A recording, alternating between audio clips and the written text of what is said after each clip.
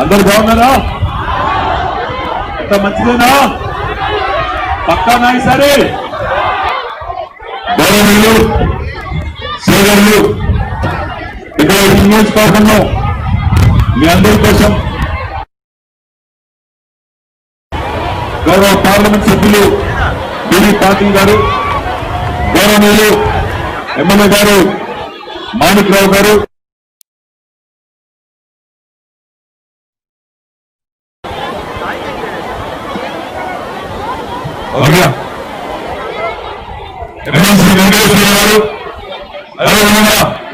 గౌరవనీయులు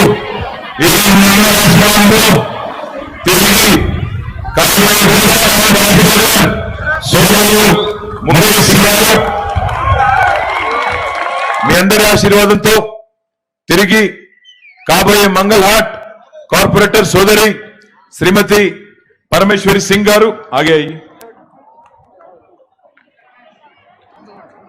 आगे आके नमस्कार तो करिए। పరమేశ్వరి సింగ్ గారు గౌరవనీయులు బేగం బజార్ నుంచి మీ అందరి ఆశీర్వాదంతో కాబోయే కార్పొరేటర్ సోదరి శ్రీమతి కుమారి పూజా వ్యాస్ బిలాల్ గారు,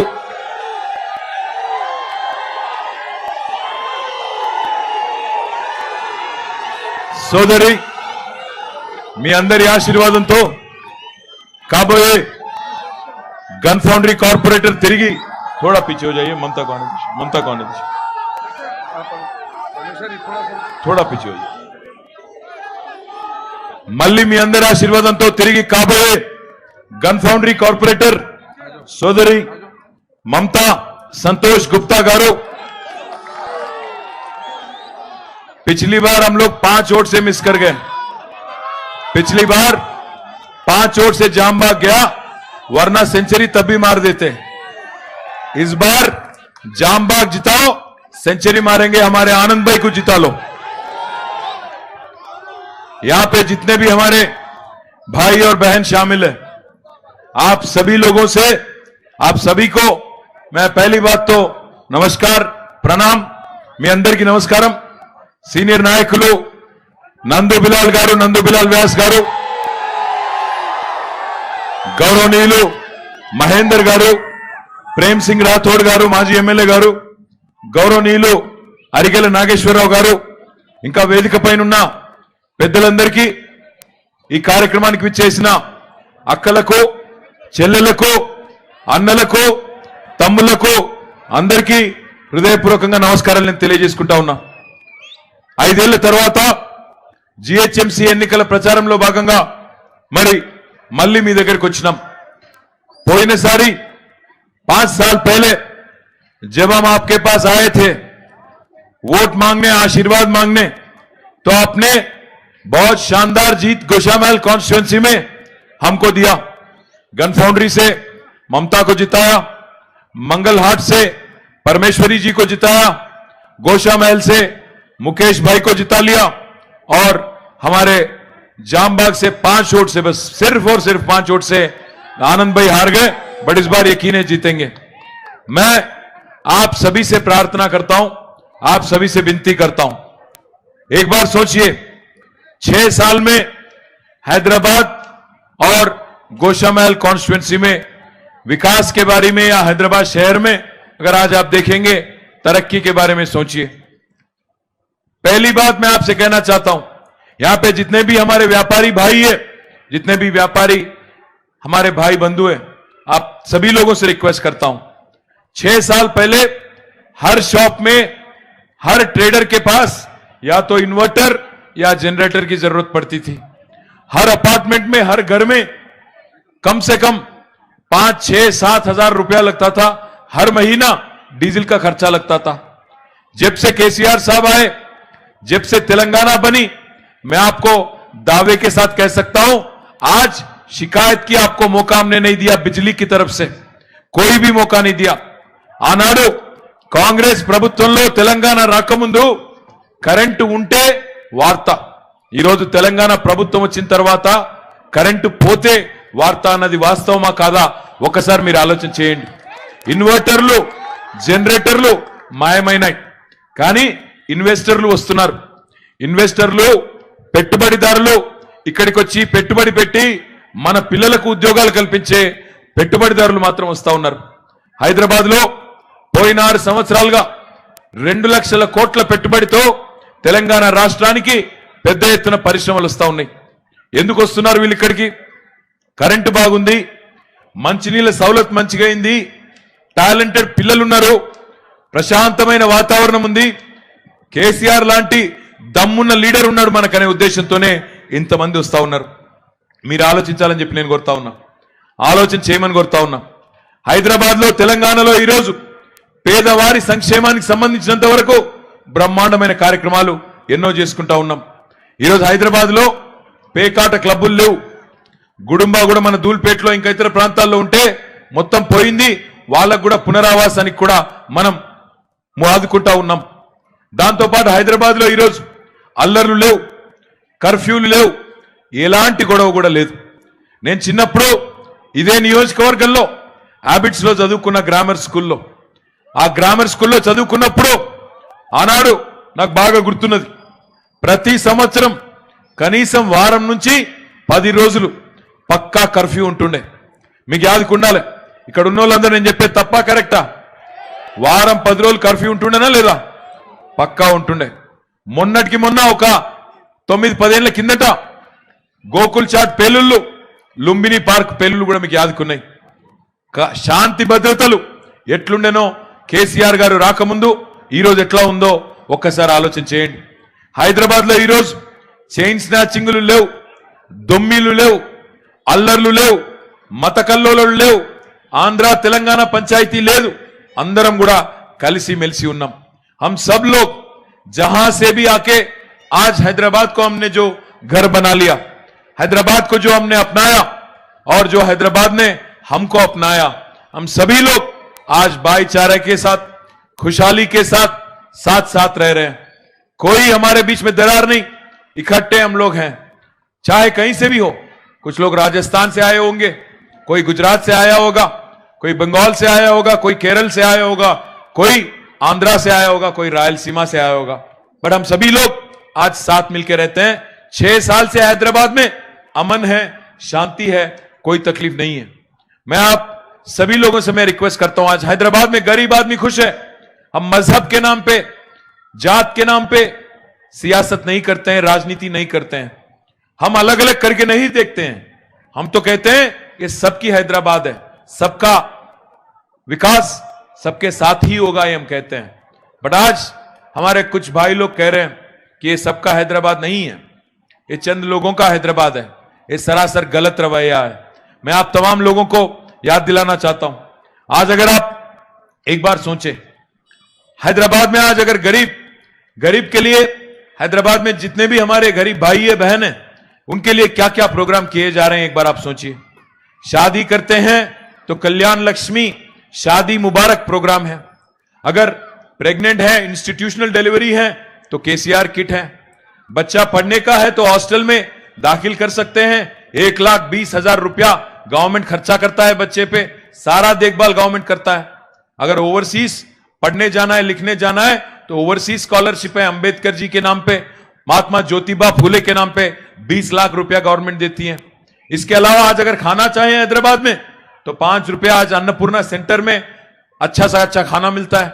अगर सुस्ती हो गया, कोई तकलीफ है, स्वास्थ्य अगर ठीक नहीं तो बस्ती दवाखाना है. और मैं बोलते जा सकता हूं, बहुत सारे ऐसे प्रोग्राम हैं गवर्नमेंट की तरफ से जो पिछले 5-6 साल में हैदराबाद में हमने किया. आज हैदराबाद में रोजगार गरीब को मिलता है. फैक्ट्री चल रही है, फैक्ट्री 3-3 शिफ्ट चलता है, सारे शॉप्स, सारे ट्रेडर खुश है. हैदराबाद में आज हरासमेंट किसी की तरफ से नहीं है, ना अफसरों की तरफ से, ना गुंडा लोग की तरफ से, ना राउडी शीटरों की तरफ से, किसी की तरफ से किसी को कोई तकलीफ नहीं है. पर आज एक बार आप सोचिए, मैं सोचने के लिए आप सबसे विनती करता हूं, आज हम पूछ रहे हैं वोट और हम मांग रहे हैं और हम कह रहे हैं पिछले 5-6 साल में हमने कुछ काम किया. पानी का सहूलत थोड़ा बेहतर हुआ, बिजली 100% अच्छा हो गया, रोड भी बना रहे हैं। एसआरडीपी में अगर आज देखेंगे तो आप फ्लाईओवर बन रही हैं, अंडरपासेस बन रही हैं, और उसके अलावा सैनिटेशन में भी थोड़ा हमने काम किया। हां, काम बाकी है, मैं जानता हूं। नालास पे काम करना है, तालाबों पे काम करना है, ड्रेनेज और सीवरेज सिस्टम ठीक करना है। जैसे मैं यहां पे आया, हमारे एमपी साहब बीबी पाटिल साहब ने एक चिट्ठी दिया, बोले कि गोशा महल में आपको ये सब कुछ करना है। जरूर करेंगे। कब करेंगे, कैसे कर पाएंगे, आप सोचिए। मोदी साहब कहते हैं डबल इंजन ग्रोथ होना चाहिए। हाल ही में बिहार इलेक्शन हुआ था, चुनाव हुआ था, वहां पे गए हमारे प्रधानमंत्री जी और कह रहे थे वहां पे कि दिल्ली में जो सरकार है और बिहार में भी वही सरकार रहेगी, तब जाके डबल इंजन ग्रोथ होगी। मैं भी वही बात कह रहा हूं, जो राज्य में सरकार है और जो जीएचएमसी में सरकार है, अगर साथ चलेंगे तब ना विकास होगा, तब ना गोशा महल आगे बढ़ेगा। डबल इंजन ग्रोथ जो है जीएचएमसी में और राज्य में एक ही सरकार होगा, तभी आगे बढ़ेगा। और मोदी साहब ये भी कहते हैं आजकल वोकल फॉर लोकल, मैं इज्जत करता हूं उनकी, वोकल फॉर लोकल बोलते हैं। मैं आप तमाम भाइयों से बहनों से पूछना चाहता हूं, आज तेलंगाना में और हैदराबाद में पक्का लोकल कौन है? पक्का लोकल पार्टी किसकी है? पक्का लोकल कौन है? जरा जोर से बोलो। హైదరాబాద్ లో పక్కా లోకల్ ఎవరు? తెలంగాణలో పక్కా लोकल पार्टी ఎవరు? मैं भी वही बोल रहा हूं। फिर ये जंग जो है, लड़ाई जो है, गली बॉयज और दिल्ली बॉयज के बीच में है। आपको गली बॉयज चाहिए तो हमारे कैंडिडेट टीआरएस के जितने भी कैंडिडेट है, पूजा, आनंद, परमेश्वरी, ममता और मुकेश को जिता लो। अगर दिल्ली बॉयज चाहिए, दिल्ली बॉयज को वोट देने में एक तकलीफ है, काम पड़ेगा। अगर गोशा महल के गली में दिल्ली थोड़ी जा पाएंगे, दिल्ली थोड़ी जाके काम मांगेंगे, यहां पे रहेंगे, सरकार यहां पे है, हम सब यहीं पे है, आपके एकदम करीब हमारे मिनिस्टर लोग रहेंगे तो काम होगा, काम आगे बढ़ेगा। आज कुछ लोग आ रहे हैं दिल्ली से, आज अमित जी आए हैं, अमित शाह जी, कल परसों नड्डा साहब आए थे, उससे पहले जावड़ेकर साहब आए थे, उससे पहले स्मृति ईरानी मैडम थी, 10-12 लोग आ गए। పెద్దలు ఎప్పుడు చెప్తారు, సింహం ఎప్పుడు సింగిల్ గానే వస్తది, కేసీఆర్ ఒక్కడే 10-12-15 మంది వస్తున్నారు ఢిల్లీకి వెళ్ళి, ఆడికెళ్ళి ఇడికెళ్ళి. నేను ఒక్కడే అడుగుతున్నా ఇక్కడున్న మా అన్నదమ్ములను, మొన్న హైదరాబాద్ లో వర్షాలు వరదలు వచ్చినప్పుడు ఈ పెద్ద మనుషులు ఒక్కళ్ళని కనబడ్డారా మీకు? ఒక్కలంటే ఒక్కరు. ఢిల్లీ వాళ్ళందరూ ఎవరన్నా మంత్రులు, కేంద్ర మంత్రులు, ప్రధాన మంత్రులు ఎవరున్నారు? మళ్ళా అక్కడికి గిదే టీఆర్ఎస్ వాళ్ళు, గిదే కార్పొరేటర్లు, గిదే మంత్రులు, గిదే ఎమ్మెల్యేలు మేమున్నాం తప్ప వాళ్ళెవరు లేరు. ఆలోచించండి, కష్టంలో ఉన్నది మేము. కరోనాలో హైదరాబాద్ తల్లడిల్లుతుంటే కంటైన్మెంట్ జోన్లు పెడితే కంటైన్మెంట్ జోన్లు తిరిగింది టీఆర్ఎస్ నాయకులు. జోన్లు తిరగడమే కాదు, ఒక్కొక్కరికి 1500 రూపాయలు ఇచ్చి లాక్డౌన్ లో బియ్యం ఇచ్చి ఆదుకున్నది కేసీఆర్ గారి ప్రభుత్వం. మొన్నటికి మొన్న వర్షం వస్తే 10,000 రూపాయల చొప్పున 6,64,000 మందికి 664 కోట్ల రూపాయలు ఇచ్చింది కేసీఆర్ గారి ప్రభుత్వం. కొంతమంది అక్క చెల్లెలు ఎవరికైతే రాలేదో వాళ్ళకి నిన్ననే కేసీఆర్ గారు చెప్పినారు, డిసెంబర్ 7 తారీఖు నుంచి మళ్ళీ చాలు చేస్తాం, మీకు కూడా తప్పకుండా మిగిలిపోయిన వాళ్ళకు కూడా ఇచ్చే బాధ్యత మాది. ఈ ఢిల్లీకి వెళ్ళి వచ్చేటోళ్ళు, दिल्ली से जो लोग आ रहे हैं, दिल्ली से जो लोग हमारे बड़े बड़े वरिष्ठ नेता जो आ रहे हैं, हम उनका स्वागत करते हैं। हैदराबाद में स्वागत आपका। हमारी ईरानी चाय बहुत फेमस है, बिल्कुल पीना। अगर आप नॉनवेज खाते हो तो हैदराबाद बिरयानी भी बहुत शानदार है, बहुत खूब है, जरूर खाना। बट ये मत पूछना कि वोट दो। मैं इसलिए कह रहा हूं, वो मैं इसलिए कह रहा हूं कि आपको वोट मांगने का हक नहीं है। मैं ऐसे ही नहीं कह रहा हूं। आप एक मिनट सोचिए, जो लोग हैदराबाद में जब बाढ़ आया था, जो लोग हैदराबाद गली में जब आप लोग तकलीफ में थे, तब नहीं दिखते हैं, आज आके वोट मांगते हैं। ये कहां की रीत है? हमने लिखा था, यहां के राज्य सरकार ने, यहां से हमारे मुख्यमंत्री जी ने उनको एक चिट्ठी लिखी, मोदी साहब को लिखा उन्होंने और रिक्वेस्ट किया कि मोदी जी, हैदराबाद में आज बाढ़ आ गया, तकलीफ है, तो आप मदद कीजिए, हमारी इंटरिम रिलीफ दीजिए, 1300 करोड़ रुपया, 1350 करोड़ रुपया दीजिए। हमने चिट्ठी लिखा, 9 हफ्ते हो गए लिख के भी आज तक कोई जवाब नहीं। कर्नाटक में जहां उनकी सरकार है, वहां से मुख्यमंत्री उत्तर लिखते हैं, चिट्ठी लिखते हैं, 4 दिन में वहां पे भी बाढ़ आया था, 4 दिन में बैंगलोर के लिए 670 करोड़ रुपया दिया जाता है। गुजरात में बाढ़ आता है तो वहां पे तो प्रधानमंत्री खुद चले जाते हैं, 500 करोड़ देके आते हैं। फिर हैदराबाद क्या इस देश में नहीं है? तेलंगाना क्या इस देश में नहीं है? क्या हम टैक्स नहीं भरते हैं?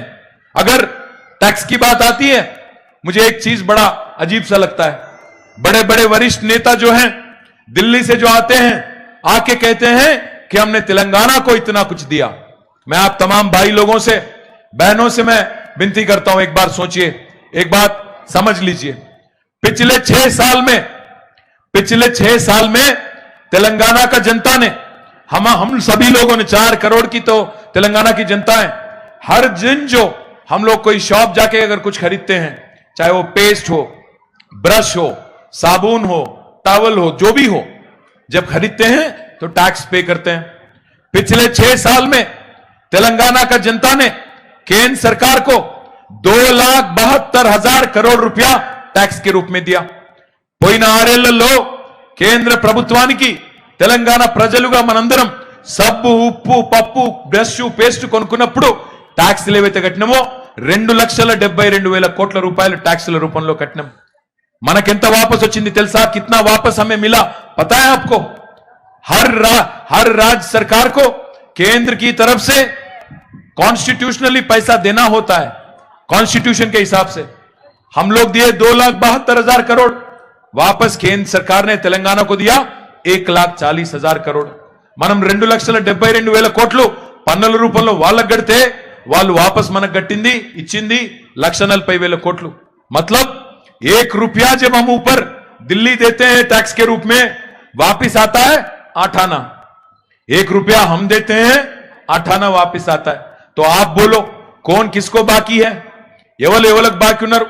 రూపాయి ఇచ్చి 8 ఆనా ఇంకకిస్తే మళ్ళీ మీదికెళ్ళి ఇక్కడికి వచ్చి रुबाबु చేస్తే हमने ये दिया वो दिया। हम समझते हैं देश को चलाना है, हम समझते हैं देश में और भी पिछड़े इलाके हैं, हम समझते हैं वहां पे भी तरक्की होना चाहिए, हम समझते हैं। उसमें अगर तेलंगाना का भागीदारी होगा तो हम जरूर उससे फख्र महसूस करेंगे, गर्व महसूस करेंगे, क्योंकि तेलंगाना जो है एक प्रोग्रेसिव राज्य है। केसीआर साहब की लीडरशिप में जरूर हम चाहते हैं कि इस देश के सारे पिछड़े इलाके भी विकास की तरफ आगे बढ़े। पर आप जब आते हो और ऐसे बात करते हो जैसे कि हम लेने वाले हैं और आप देने वाले हैं, अमित जी, इस बात से बहुत तकलीफ होती है। मैं आपसे साफ साफ कहना चाहता हूं, अगर लेन देन की बात आती है तो आज अगर कोई किसी को दे रहा है तो तेलंगाना जनता आपको दे रही है, आप हमें कुछ नहीं दे रहे हैं। 1,30,000 करोड़ रुपया पिछले 6 साल में हमने आपको दिया और आप यहां आके कहते हो हमने सब कुछ कर दिया। मैं आप तमाम भाई लोगों से, आप सभी से मैं विनती करता हूं, सोचिए एक बार, आज वोट मांगने वाले पिछले 6 साल में कुछ दिया उन्होंने? मैं आज 100 चीज बता सकता हूं, 100 పనులు చెప్తా నేను। ఏం చేసింది నీ ప్రభుత్వం, కేసీఆర్ ప్రభుత్వం किया क्या आपने అని మీరు అడిగితే मैं 100 चीज दिखा सकता हूं। मैं हमारे भाजपा के मित्रों से, बीजेपी के मित्रों से पूछता हूं, एक ऐसा चीज दिखाओ, एक ऐसा चीज दिखाओ गोशा महल में जो आपने किया हो, एक ऐसा चीज दिखाओ, एक भी चीज दिखाओ को केंद्र सरकार के पैसे से यहां पे काम हुआ हो। इदी जप्पर जोर से अगर पूछेंगे, इस बीच में 2-4 कार्टून आ गए बीजेपी में, स्टेट लीडर में, स्टेट बीजेपी में 2-4 कार्टून आ गए। एक आदमी है वो आके आजकल स्पीच दे रहा है इधर उधर। మీరు చూసింటారు ఈ మధ్యన తెలంగాణ బీజేపీలో కొన్ని కొత్త కార్టూన్లు వచ్చినాయి। ఒక ఆయన ఏమంటున్నాడు, ఇల్లు పోతే ఇల్లు ఫ్రీ, బండి పోతే బండి ఫ్రీ, కారు పోతే కారు ఫ్రీ, మనిషి పోతే మనిషి ఫ్రీ। ఇవే మాటలు? ఏమడుగుతురా నేను? మళ్ళీ ఆయన ప్రెస్ ఆయన ఒక ఆయన పట్టుకున్నాడు, ఏమయ్యా మరి బండి పోతే బండి ఫ్రీ అయినా ఎట్లిస్తావు అన్నాడు। ఇన్సూరెన్స్ ఉంది కదా అంటున్నాడు। ఇన్సూరెన్స్ నువ్వు ఇచ్చేదేందా నాకు అర్థం కాదు। ఇన్సూరెన్స్ ఏజెంట్ వా లేకపోతే పార్టీ ప్రెసిడెంట్ వా నువ్వు? నాకు అర్థం కాక అడుగుతా, ఏం మాట్లాడుతున్నారు వాళ్ళు? ఇంకేం మాట్లాడతారు? మీదికెళ్ళి రాంగ్ రూట్లో వండి మేము మీరు నలుగురు నడుపురి బండి మీద చాలాన్లు మేము కడతాం, చాలాన్లు కడతావు, చాలాన్లు కట్టడానికి ఉన్నదా జిహెచ్ఎంసీ? మరి నీ అహ్మదాబాద్లో కడుతున్నావా, నీ బెంగళూరులో కడుతున్నావా, నువ్వు ఇంకొకడ రాజ్యంలో నువ్వు అక్కడ కడుతున్నావా? అక్కడ ఎక్కడ కట్టారట, ఇక్కడనే కడతారట। నేను ఒక్కడే మిమ్మల్ని ఆలోచించమని కోరుతున్నా, ఈ రోజు తెలంగాణలో పేదవాడికి సాయం చేసింది కేసీఆర్ ప్రభుత్వం, పేదవాడికి అండగా ఉన్నది కేసీఆర్ ప్రభుత్వం. వాళ్ళు చాలా మాటలు చెప్తున్నారు, చాలా మాటలు చెప్పి మిమ్మల్ని నోట్లు అడుగుతా ఉన్నారు. ఆలోచించండి.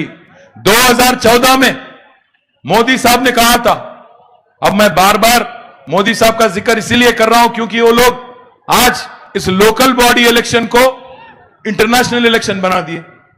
वो लोग जिक्र करते हैं अकबर बिन लादेन की, तो मैं कम से कम नेशनल लीडर का तो नाम ले लूं, मैं कम से कम उनके बारे में तो बोलूं. आप एक बार सोचिए 2014 में क्या कहा हमारे प्रधानमंत्री जी ने, हमारे देश के सारे भाई बहन आप सभी लोग जन धन खाता खोलो, मैं धन धन 15 लाख देता हूं. बोले कोई बोले कि नहीं बोले? क्या बोले? आप भी सुने, मैं भी सुना. एक बात का एक काम करो भाई, यहां पे जितने लोगों को 15 लाख नहीं मिला वो जरा हाथ उठाओ. आपने,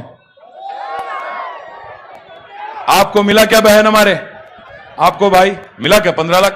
आपको 15 लाख मिला? आपको क्या मोदी के रिश्तेदार हो क्या? जरा जोर से उठाओ हाथ. जिसको भी 15 लाख मिला वो मोदी को वोट दे, नहीं मिला तो हमें वोट दे दीजिए. कोई पत्रकार जाके पकड़ लिया अमित जी को, बोले अमित जी आप तो बोले 15 लाख देंगे, तो फिर हम तो खोल लिए जनधन अकाउंट, पैसा नहीं आ रहा है. पता है क्या बोलते हैं अमित जी?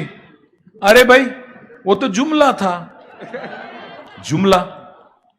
फिर हाल ही में फिर बोले 20 लाख करोड़ का पैकेज दे रहा हूं मैं, स्टिमुलस पैकेज. कोरोना की वजह से बहुत नुकसान हो गया इस देश में, तो 20 लाख करोड़ का पैकेज. 20 लाख करोड़ में कितने जीरो है मैं तो नहीं जानता. मैं नंदू भाई को फोन करा, बोला नंदू भाई बोलो कितने जीरो रहेंगे उसमें. नंदू बोले अन्ना मेरे को भी नहीं मालूम. मैं बोला ठीक है एक काम करो, एक बार प्रेम सिंह राठौड़ साहब से पूछ लो, बड़े आदमी है. आपके जो 20 लाख करोड़ डिवाइडेड बाय 132 करोड़ हिंदुस्तानी, तो एक एक हिंदुस्तानी को कितना पैसा मिलना चाहिए पूछो बोला मैं. अब राठौड़ साहब जो है वरिष्ठ आदमी है, सीनियर आदमी है, जानते हैं पूरा, तो मेरे को फोन करके बोले एक एक आदमी को 15,384 रुपीस मिलना है. अगर 20 लाख करोड़ हम सब में बांटे, मिला किसी को यहां पे? एक और जुमला. और फिर